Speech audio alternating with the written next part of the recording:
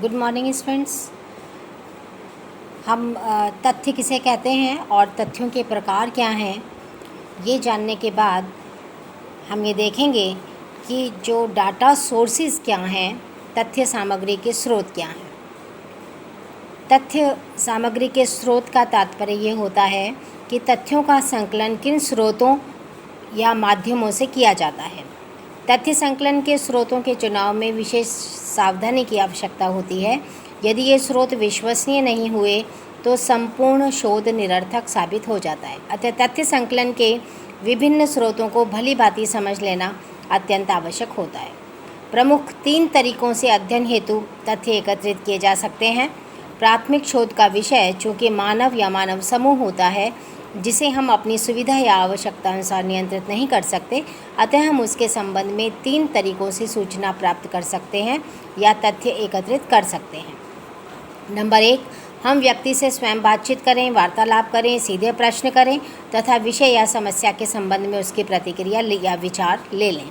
दूसरी बात, शोध विषय से संबंधित व्यक्ति, समूह एवं संगठन के क्रियाकलापों, आधार व्यवहारों का प्रत्यक्ष रूप से अवलोकन करें और इस अवलोकन के आधार पर प्राप्त तथ्यों को संकलित कर दें। और तीसरा, शोध कार्य के समय उन दस्तावेजों, तथ्यों या सामग्री का उपयोग अपनी आवश्यकता अनुसार करें जो किसी अन्य अध्ययन या शोध हेतु एकत्रित की गई है। तो इस तरह तथ्य संकलन के उपयुक्त 3 स्रोतों को विद्वानों ने प्रमुखतः 2 श्रेणी में बांटा, एक प्राथमिक स्रोत और दूसरा द्वितीयक स्रोत।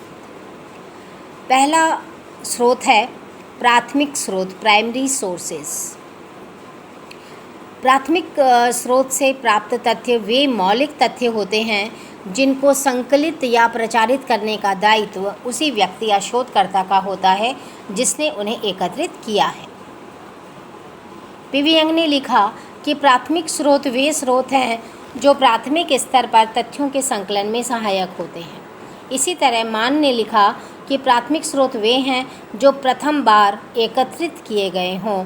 इसका तात्पर्य यह है कि ये तथ्य संकलित करने वाले लोगों द्वारा प्रस्तुत किए गए तथ्यों का मौलिक स्वरूप होते हैं। प्राथमिक स्रोतों को यदि अन्य शब्दों में हम समझें तो हम कहेंगे जहाँ शोधकर्ता स्वयं अपने अध्ययन क्षेत्र या समग्र यूनिवर्स की अध्ययन इकाइयों से संपर्क कर तथ्यों को एकत्रित करता है, वहाँ इसे तथ्य संकलन का प्राथमिक स्रोत कहा जाता है।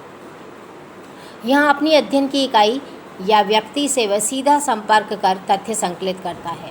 इस प्रकार के प्राप्त तथ्यों को प्राथमिक स्रोत द्वारा एकत्रित सामग्री इस कारण भी कहा जाता है क्योंकि किसी विशिष्ट विषय या समस्या के लक्ष्य को ध्यान में रखकर इसे प्रथम बार एकत्रित किया जाता है। तो इस तरह इस सामग्री के संकलन का दायित्व स्वयं शोधकर्ता का होता है।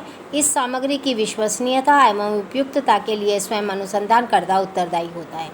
इस सामग्री के संकलन में शोधकर्ता का स्वयं का लगाव होता है। इस लगाव के फलस्वरूप अपने अध्ययन को वैज्ञानिक स्वरूप प्रदान करने हेतु वह पूर्णतः निष्पक्ष रहकर तथ्यों का संकलन कर सकता है। यह भी संभव है कि इस लगाव के कारण वह पूर्वाग्रहों से ग्रसित हो जाए, ऐसे तथ्यों का संकलन कर ले जो उसके प्राकल्पना को ही सही प्रमाणित करने के लिए हों।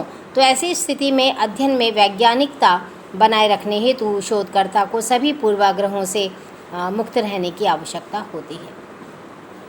तो तथ्य संकलन के जो प्राथमिक स्रोत हैं उन्हें भी हम 2 भागों में बांटते हैं, पहला प्रत्यक्ष स्रोत और दूसरा अप्रत्यक्ष स्रोत।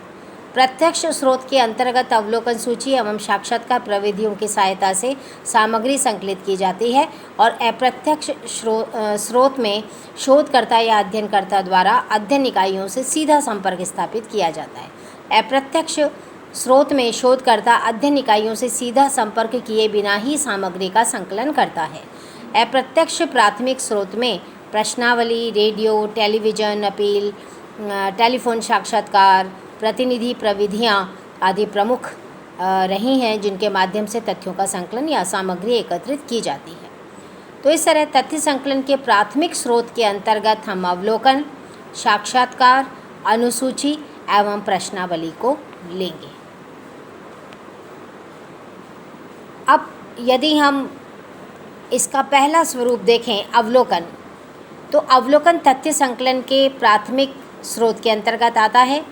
इसमें अध्ययनकर्ता स्वयं अध्ययन स्थल पर पहुंचकर घटनाओं, दशाओं, वस्तुओं, रीति रिवाजों, व्यवहारों को निष्पक्ष रूप से देखता है, तटस्थता से उसका अवलोकन करता है और इस आधार पर तथ्यों को एकत्रित करता है।